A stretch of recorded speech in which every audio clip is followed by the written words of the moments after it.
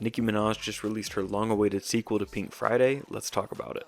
This is definitely a more pop-centric album than it is hip-hop, which I'm perfectly happy about. I really like Nicki Minaj when she's in her pop bag. She's so in her pop bag, in fact, that on this album, one of the main themes is that she samples some of the most popular pop songs of all time.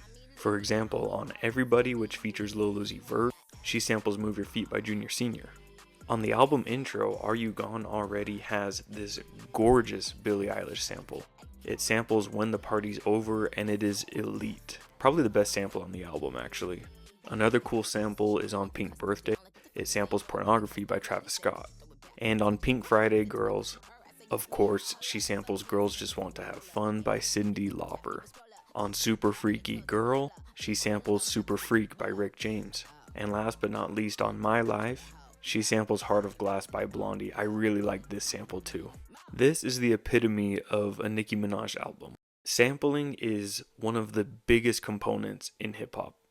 And Nicki Minaj, she walks that thin line between pop and hip hop, so I really think it's cool that she has so many samples, but most of them are from pop songs.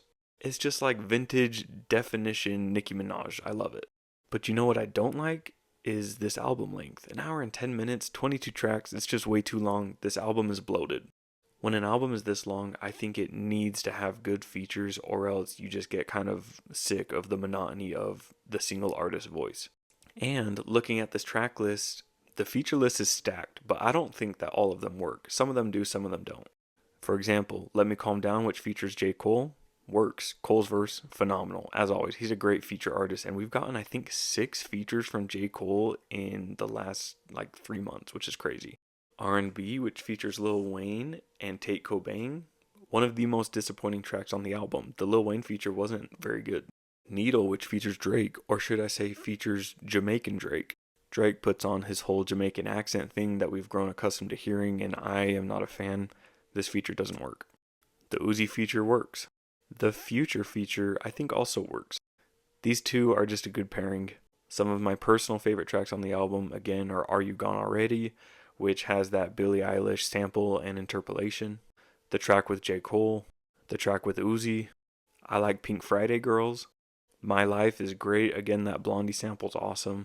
I like Nicki Hendrix, but I love Last Time I Saw You. One of my favorite tracks of the year and definitely my favorite track on the album. This was one of the lead singles for the album, and I can see why. It's so catchy, the melody is phenomenal, and the production's really good. So as always, I've added my favorite tracks off of the album to my New Music Friday playlist, which you can find the link to my Spotify in my bio. I update this playlist every single week with my favorite releases, that way you don't miss anything. Please let me know below in the comments, what do you think of Nicki Minaj's Pink Friday 2? Did it live up to the hype? And don't forget to follow me, Honeybee Reviews, for more music related content.